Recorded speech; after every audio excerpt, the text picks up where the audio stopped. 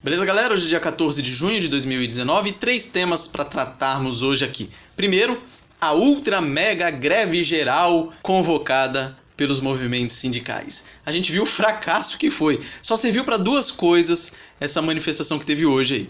Primeira, para mostrar que a esquerda não consegue juntar mais do que meia dúzia de gato pingado. E segunda, para encher o saco de quem trabalha de verdade. Um trânsito aí para todo lado e tudo, mas você vê que repercussão mesmo nenhuma. Você vê um monte de safado líder sindical indo em bancos, não deixando funcionários entrar e depois falando que aquele banco aderiu à greve e tudo mais. Mas a gente sabe que eles trabalham sempre na mentira, na base da falcatrua. E esse papo de esquerda aí não desce mais. Segundo é o Adélio. Acabou de sair publicado aí que o Adélio foi considerado inimputável mesmo, totalmente inimputável, e vai ser internado aí para tratamento, provavelmente no hospital psiquiátrico. Agora é mais um motivo para a gente querer saber quem que está financiando a equipe que está defendendo o Adélio Bispo. Porque se ele é realmente um inimputável, alguém utilizou-se de um inimputável para promover a morte do Jair Bolsonaro, na época candidato à presidência da República. Então a pergunta que fica é: quem está financiando a equipe? Ontem eu estava vendo o vídeo que a Direita Minas publicou, da entrevista que fizeram com um dos advogados dele, e aí você tinha lá no mínimo 4 advogados de defesa, mais um psiquiatra particular, que não deve ser barato, e esse pessoal viaja de avião para lá e para cá, aquele rolo todo, e aí a pergunta que fica é essa: quem está financiando, ou melhor, quem mandou matar Jair Bolsonaro? E pelo lado bom é que se ele for mesmo inimputável e ficar internado para tratamento entre aspas, ficar internado aí, ele pode ficar até 30 anos preso. Ou seja, se ele tivesse sido condenado e fosse para a justiça comum, para o presídio comum, como a gente sabe que o nosso direito é uma pataquada, logo ele progrediria de regime, ia para o semiaberto, a partir daí já poderia sair da prisão e depois para o regime aberto. Ou seja, nessa situação, se os laudos continuarem atestando que ele está inapto para o convívio em sociedade, então ele pode ficar aí 30 anos preso sem novidade, igual aconteceu com o bandido lá da Luz Vermelha. E agora vamos para o assunto que está me deixando doido, que foi o de ontem. O nosso Supremo Tribunal Federal pisou na jaca mais uma vez. Ele equiparou a transfobia e a homofobia, seja lá o que isso quer dizer, ao crime de racismo. Ou seja, a partir de agora, opiniões consideradas homofóbicas ou transfóbicas podem ser enquadradas no crime de racismo e a pena é alta. Então, a partir de amanhã eu estou pretendendo gravar um vídeo já a respeito disso, eu já posso estar cometendo um crime segundo a interpretação do nosso Supremo Tribunal Federal. E não só dele. A gente sabe que o nosso judiciário está todo contaminado de mentalidade progressista aí. Então, você corre muito risco de, se fizer uma piadinha meio de mau gosto segundo alguns, você pode ser enquadrado aí nessa nova figura típica feita pelo nosso Supremo Tribunal Federal. E o que isso acarreta? O que isso quer dizer, né, para quem não é do direito? Inclusive, falando quem não é do direito, eu sou da área jurídica, eu trabalho com direito. O meu canal Direitologia aí, que eu dava umas aulinhas lá de direito, abandonei aquilo lá porque já não me desce mais. Eu não suporto mais ver o nosso direito brasileiro, porque a gente sabe que é uma mentira, a gente sabe que é uma politicaiada do caramba ali dos órgãos superiores, e na parte de baixo também a gente vê que é um teatro e é uma lorota e cada um tem um entendimento diferente. A gente vê que não é nada daquilo que a gente pensa quando a gente começa a fazer o curso de Direito. Mas enfim, vamos falar um pouco a respeito de ontem. Foram 8 votos a favor dessa criminalização e 3 contra. Por incrível que pareça, Ricardo Lewandowski foi contra a criminalização. Mas o que isso quer dizer? Qual que é o problema disso tudo? O problema é simples, meu camarada. A gente tem 3 poderes no nosso país. A gente tem o poder executivo, o legislativo e o judiciário. O poder legislativo que tem a competência privativa para legislar sobre assuntos penais. E o Supremo Tribunal Federal, o que ele fez ontem? Ele usurpou essa competência do legislativo e ele legislou. Ou seja, ele falou que conduta que é considerada crime. Ele pegou uma conduta, falar de uma forma que ofenda o homossexual, agora, segundo a minha cabeça, aqui, minha opinião, é considerado crime. Foi isso que ele fez. E por que essa interpretação do Supremo Tribunal Federal é inconstitucional? Simples, porque se você for lá no artigo 102 da Constituição, vai dizer o seguinte: compete ao Supremo Tribunal Federal precipuamente a guarda da Constituição. Então essa é a função prevista na Constituição para o STF, é a guarda da Constituição. E lá no artigo 22, inciso 1, vai dizer o seguinte: compete privativamente à União legislar sobre direito penal. No artigo 48 vai dizer: cabe ao Congresso Nacional dispor sobre todas as matérias de competência da União. Ou seja, no 22.1 está falando que compete à União legislar sobre direito penal. No 48 está falando que tudo que compete à União, quem deve fazer é o Congresso Nacional. E aí o Supremo Tribunal Federal vai lá e ele mesmo legisla sobre direito penal. Então foi uma decisão inconstitucional. E qual que é o problema disso? O problema é que você não tem para quem reclamar. Você vai reclamar para quem? Tal foi o plenário do Supremo que votou, 8-3. E aí? Não tem para quem você reclamar. Ficou por aí mesmo.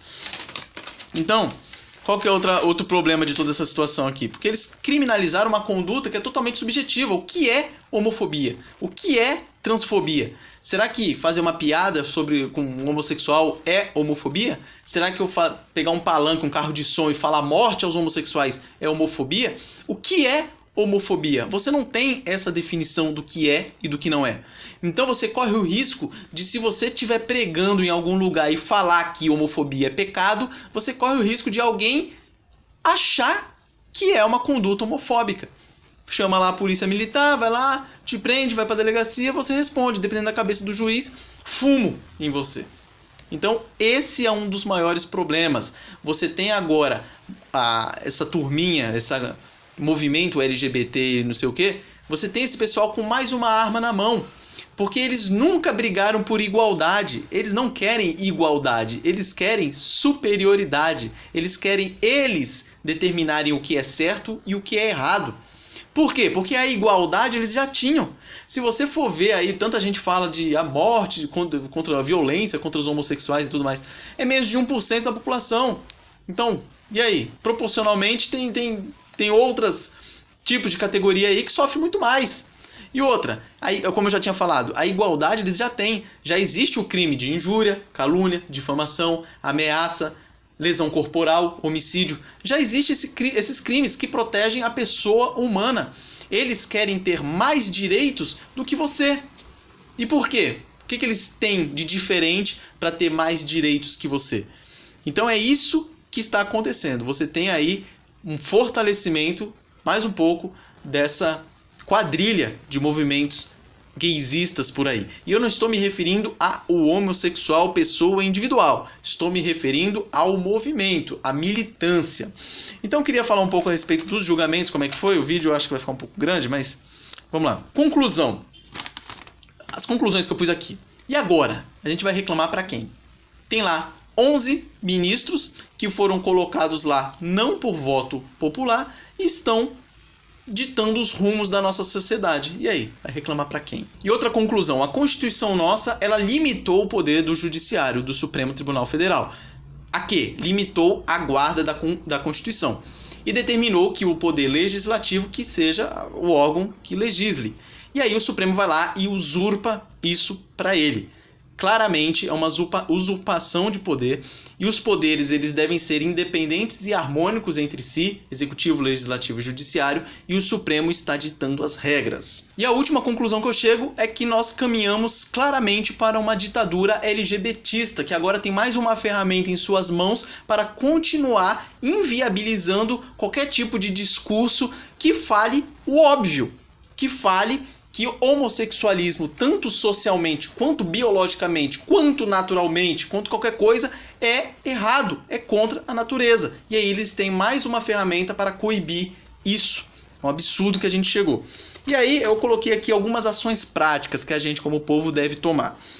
Primeiro, pressionar pela aprovação da CPI lava-toga. Isso aí é urgente. Os ministros do Supremo Tribunal Federal têm que responder pelos seus atos. Eles se consideram deuses, estão fazendo tudo o que interessa para eles e eles não podem ficar impunes. Tem que ter uma investigação, sim. Então temos que pressionar pelo CPI Lava Toga. Também temos que pressionar pela aprovação do projeto de lei número 4.754 de 2006, que ele recebeu que foi apensado a ele o projeto de lei 1182 de 2019, foi apresentado em fevereiro desse ano por duas parlamentares do PSL, que tratam, ou que trazem, que tentam incluir na lei do impeachment lá, aquela lei antigona de 1950, tentam incluir a criminalização da usurpação do poder pelo Supremo Tribunal Federal, tanto do Poder Executivo quanto do Poder Legislativo. E aí ele visa tornar típica essa usurpação de competência. Porque hoje em dia, se você for lá na lei do impeachment, se você for ver lá os crimes de responsabilidade dos ministros do Supremo Tribunal Federal, daria para você responsabilizar eles e promover um impeachment contra eles, mas fazendo uma gambiarra jurídica.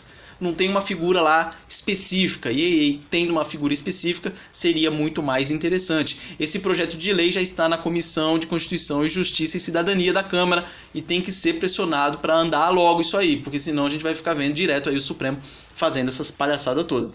Eu também incluí aqui para a gente pressionar para derrubar aquela PEC da Bengala. Se você não lembra, na época da Dilma, ocorreu aquela PEC, aquela proposta de emenda à Constituição, que daí aprovou a emenda constitucional, que aumentou o teto aí para os ministros do Supremo se aposentarem. Eram 70 anos, daí passou para 75. Para quê? Para eles manterem por mais tempo lá os ministros que PT, PSDB e o Sarney, eu não lembro na época, e Fernando Collor também. Esse pessoal que foi indicado para esse pessoal continuar lá. E Michel Temer também, que indicou o Alexandre de Moraes. Então a ideia foi manter esse pessoal lá. Então, na minha opinião, tinha que cair para 70 e aí você conseguiria fazer uma limpada geral ali naquele Supremo Tribunal Federal, que o negócio ali tá feio. E eu também acho que todos que estão ali, na minha opinião, pelo menos os indicados pelo PT, estão viciados. Pelo menos, assim, para ficar barato, os indicados pelo Lula, tendo em vista que o Lula é um criminoso preso, condenado, ratificado, tal, tem mais uma porrada de mediação para responder aí. Ou seja, já é considerado um criminoso, um preso, porque cometeu crimes comuns. Então, na minha opinião, todos os ministros que ele indicou estão viciados, deveriam automaticamente sair de lá e vazar. Mas, né, vamos ver. Pressionar para o Legislativo regule o mais rápido possível essa questão e volte para ser o que era. O Legislativo não pode ficar parado esperando e ver o que vai acontecer. Tem que legislar o mais rápido possível e tirar essa figura medonha aí de equiparar homofobia e transfobia com racismo. É o fim da picada. E por fim, não podemos nos calar quanto a isso. Não podemos. Lógico que isso vai criar um certo receio das pessoas falarem a respeito disso. Eu espero que as pessoas não se deixem constranger a esse ponto de deixar de falar a verdade com medo de sofrer punições aí. Então, amanhã mesmo eu estava gravando um vídeo a respeito disso, de um assunto, de um ocorrido que houve aí durante essa semana, ontem, se eu não me engano, e que me deixou bem triste, para falar a verdade. Eu vou ver se eu gravo esse vídeo amanhã, sobre o risco de ser responsabilizado criminalmente a partir dessa última interpretação do Supremo Tribunal Federal aí, que é um absurdo dos absurdos. O vídeo ficou gigante. Se você chegou até aqui o final, eu agradeço, porque não esperava que chegaria até tanto tempo assim, mas é um assunto importante, que muita gente não está dando muita bola para isso, mas a gente caminha aí a passos estugados para declínio da nossa sociedade. Forte abraço e até a próxima.